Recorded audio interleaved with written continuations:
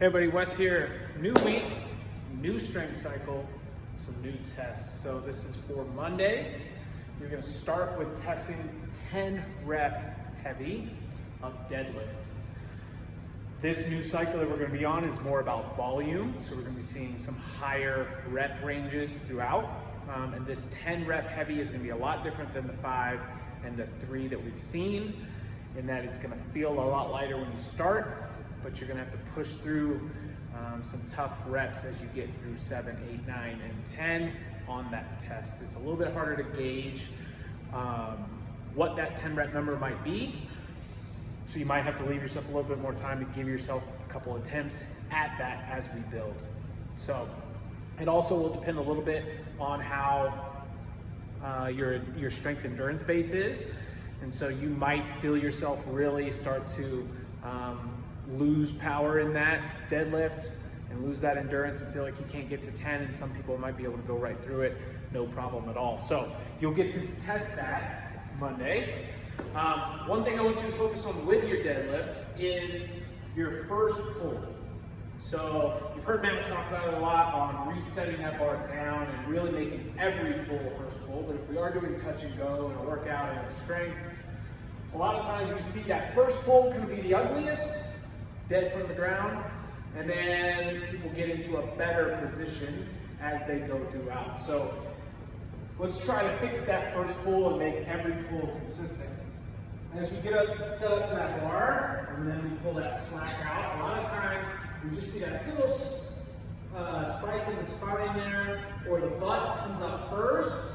And what we want to see is everything move together, pulling those knees back and go back out. A lot of times once we get to here, people can get set into that good hinge position, tap, and then things are nice and strong throughout. Well, let's focus on that first pull being perfect and not going rounded or here.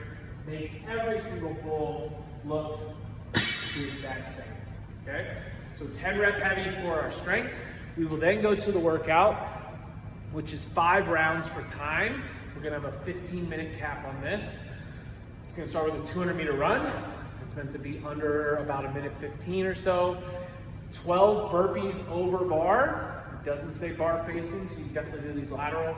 And 5 deadlifts. The weight is athlete's choice, but it's meant to be heavy. This is a heavier workout type day, so that's meant to be heavier. If you do have your 3 rep heavy number, it could be somewhere about 75 to 80% of that number.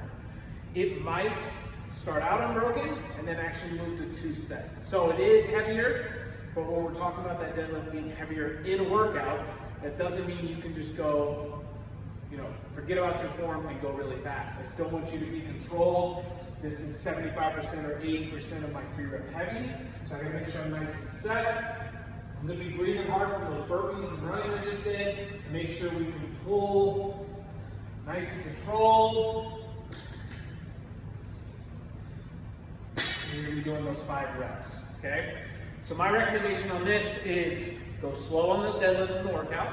You're gonna kind of recover a little bit on that run, we'll see, and then try to find a steady pace for the burpees over the bar. If we're going lateral burpees over the bar, we'll go with that burpee first, and then you can either turn and step or jump, or you could do that burpee and then take that lateral jump into your next burpee on this side. That rep will end once you get over that bar. So for this one, trying to stay steady and consistent, but again, this is actually one where it's meant to be heavier, so push yourself a little on the deadlift, just don't push that pace on it.